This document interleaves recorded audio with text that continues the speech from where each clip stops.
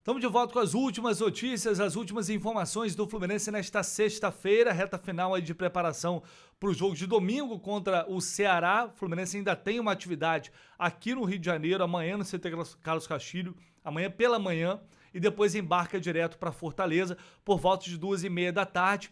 Provavelmente eu vou até acompanhar esse embarque do Fluminense, porque eu vou embarcar também quase no mesmo horário. Então a gente vai chegar junto por lá, cobertura completa do jornada, como vocês já estão acostumados. E é um jogo que a gente tem muitas dúvidas em relação a esse time titular, devido aos desfalques que o Fluminense tem. Quais serão as escolhas de Zubeldia?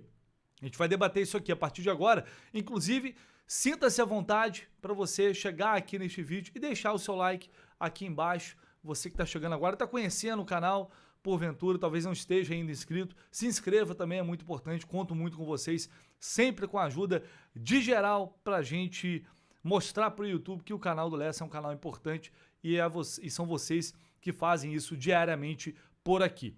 Antes da gente debater esse provável time titular, eu vou colocar na tela aí uma notícia para vocês, bastante relevante, que me pegou até de surpresa. O Lauro Jardim, na coluna dele, publicou o seguinte: Fluminense de olho no Maracanã se o estádio for mesmo vendido. A primeira coisa que eu pensei quando eu li esse título, eu falei, gente, com que dinheiro? Aí depois, vamos lá, a gente tem a explicação aqui. Além do Flamengo, Maracanã, cuja a autorização para venda já foi dada pela Assembleia Legislativa do Rio de Janeiro, tem um outro potencial interessado, a SAF do Fluminense. Os responsáveis pela SAF do Fluminense já disseram ao clube que, se, quando assumir o futebol do tricolor, o estádio estiver de fato à venda pelo governo do Rio de Janeiro, pretendem estudar o negócio. Essa foi a informação publicada pelo Lauro Jardim. Aí vamos lá. Eu falei sobre esse assunto aqui mais de uma vez. A forma como estão tratando esse negócio do Maracanã, fazendo reunião particular com o presidente do Flamengo, como se estivesse vendendo qualquer coisa insignificante do governo, beneficiando claramente um lado, por mais que, mas o Fluminense não tem dinheiro. Mas espera aí, calma. E agora? E se entra uma SAF? E se entra um investimento? E se o Fluminense quiser viabilizar esse investimento de alguma forma? Não vai ter um processo de licitação claro?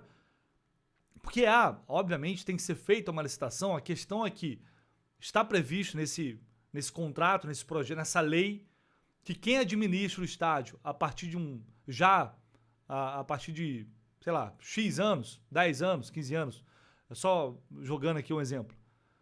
Quem administra o estádio, quem já está na administração do estádio, tem preferência. E aí, essa cambada desses políticos sem vergonhas, não sei se quase todos, mas todos ali flamenguistas que estão liderando esse projeto, se reuniram com o BAP e estão ali debatendo. E aí, o que você acha? Você quer comprar? Não, porque a gente vai facilitar. Imaginem a facilidade ou todas as facilidades que eles ofereceriam para viabilizar esse negócio para o Flamengo, principalmente com o intuito eleitoral ou eleitoreiro, para tirar a importância do Eduardo Paes nesse processo que ele está conduzindo de construir o estádio do Flamengo. Eles dariam uma rasteira no Paes, oferecendo o Maracanã. Basicamente, isso é uma moedinha de troca. Por 2 bilhões. 2 bilhões. É uma piada isso. Em 10, 20 anos de naming rights, já seria possível arrecadar esse valor. Então é um negócio assim, completamente absurdo como isso vem sendo tratado. Ninguém fala absolutamente nada. A mídia não fala nada, como se fosse a coisa mais normal do mundo. E aí, eis que surge essa notícia de que o Fluminense, através da SAF, estaria interessado. Bom, vamos lá. Vou até colocar aqui, para lembrar, para não falar besteira. O André Esteves, a gente sabe, principal acionista do BTG, que é o banco que está para investir nessa SAF se ela realmente for sair do papel. É um dos investidores, né? Na verdade. Ele tem avaliado em 2025 uma fortuna de 2,4 bilhões de dólares. Bilhões de dólares. Então ele é um cara que, se ele falar, eu quero comprar o Maracanã, ele compra. Basicamente é isso. Só que, obviamente, a coisa não é tão simples assim. Por que eu estou falando isso? Porque para mostrar que não se trata de um negócio inviável, se os caras quiserem. Principalmente se os outros investidores entrarem junto nesse negócio. Pro Fluminense seria... O Fluminense não pode perder o Maracanã. Ah, tem que construir o estádio, Léo. Já era para ter feito isso. Também concordo. Eu também concordo. Um clube do tamanho do Fluminense deveria ter a sua própria casa para jogar. Mas não é a realidade. Hoje, o Maracanã é a casa do Fluminense. E não pode nem pensar em ficar sem o estádio. E se é vendido para o Flamengo mesmo no futuro, como que isso vai ficar? Porque uma coisa é agora, em condição de igualdade. Outra coisa é quando você é dono. É outra situação. Então, eu não sei. E aí eu faço uma ponderação aqui. É um momento muito interessante para virem com essa notícia. Porque eu não sei de onde a notícia veio. Eu não sei quem passou essa informação pro Lauro Jardim. Foi quem? Foi o clube? Alguém do clube? Foi alguém da SAF? Porque quem passou, obviamente, tem interesse que isso venha a público. E no momento que você está de eleição, né, a gente está em meio a uma campanha eleitoral, no momento em que a SAF está para ser votada em breve, é uma baita bandeira aí de campanha, um baita instrumento de campanha para você viabilizar tudo isso. Então, é mais uma coisa que teria que ser muito ali firme, garantida, caso tenha esse interesse, caso isso seja realmente verdade. Estou falando caso porque saiu numa coluna, não é informação minha, eu não tenho apuração sobre isso, então estou colocando que foi publicado. E é claro que a gente pode correr atrás depois e deve. Mas, assim, vamos com calma, né? É um momento de bastidor, assim, que tende a ser muito turbulento. É muita coisa que é vazada de um lado, às vezes, para querer tumultuar, do outro para querer valorizar. A gente sabe como funcionam as coisas. Mas é claro que, se realmente o Maracanã for vendido, seria importantíssimo essa possível SAF, se ela viesse tornar realidade em algum momento, entrar com força total para brigar por ele. Aí seria muito interessante. Seria fundamental. Mas ainda, enfim, me parece algo muito embrionário para a gente tratar como realidade. Mas é o que eu estou falando. Temos que ficar de olho nisso. Temos que ficar de olho porque tudo beneficia o lado de lá. A gente sabe como funciona. É mídia, é judiciário, é governo. Tudo é feito para facilitar a vida deles. A vida deles é isso. Então a gente ter hoje condições de brigar pelo Maracanã dessa forma seria algo, não vou nem dizer que seria espetacular, seria algo fundamental. Então vamos ficar de olho e dar a esse assunto a importância que ele tem. Porque a gente está falando de algo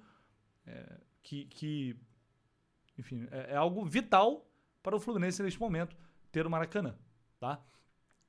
Por enquanto é isso, vamos aguardar mais detalhes. Informações sobre o time que vai enfrentar o Ceará no próximo domingo. A gente sabe, Lúcio Acosta está suspenso. Confesso que ontem tinha até esquecido disso. Que desfalque, hein? Mas uma hora ia acontecer. E Bernal também levou o terceiro amarelo.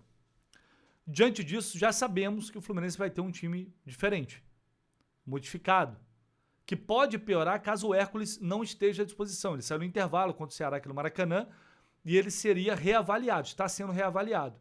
E continuará até amanhã. A informação que eu recebi, olha, ele está sendo avaliado, amanhã a gente vai resolver. Pode ser que ele seja poupado caso ele tenha sentido alguma coisa. Então a gente vai ter que ficar de olho nisso, porque o meio de campo sem Hércules e Lúcio Acosta, aí, meus amigos, aí a gente já parte para o milagre. E imaginar e projetar como o Zubeldia faria para equilibrar um pouco mais isso. Otávio seria titular, ele manteria ali a formação com o Lima, tentando fazer a função do Acosta como já fez em outros momentos. O Nonato pode voltar. O Ganso não deve voltar, mas o Nonato pode voltar. O Nonato voltando, ele também teria a opção de escalar 3 volantes ali. Não que o Lima também não possa ser considerado um volante, mas ele tem uma vocação mais ofensiva. Só que o Nonato está totalmente sem ritmo, ele já está um tempo fora. Não sei se o Zubeldia vai arriscar este cara. Então, é realmente uma dúvida. Eu acho que agora, se ele não puder contar com Hércules, eu acho que ele partiria para um meio com Otávio, Martinelli e Lima. Só que, na entrevista coletiva, ele dá uma pista, ele fala, o Fluminense já jogou sem o Acosta, jogava sem o Acosta, com o Renato. Jogava com 3 volantes. E jogou bem. Teve jogos bons assim. Então ele deu uma pista e diz que pode sim utilizar essa formação com 3 volantes com o Nonato voltando. A minha questão é mais o problema da falta de ritmo. No mais, eu acho que ele não deve fazer mudanças pelo menos não por opção técnica, acredito eu. Pelo menos não por enquanto e com esses desfalques. Mas enfim, amanhã tem mais uma atividade, a gente vai acompanhar para apurar e tentar entender como esse Fluminense vai enfrentar o Ceará dessa vez no Castelão, um jogo muito importante para o Flu, que pode manter o time no G6, chegar ali no G5, enfim, vamos acompanhar tudo. Qual você acha que seria a melhor escalação para o Fluminense? Deixa aí nos comentários. Não esquece do like, de se inscrever também e a gente volta assim que possível com mais notícias. Tamo junto, abraço, valeu!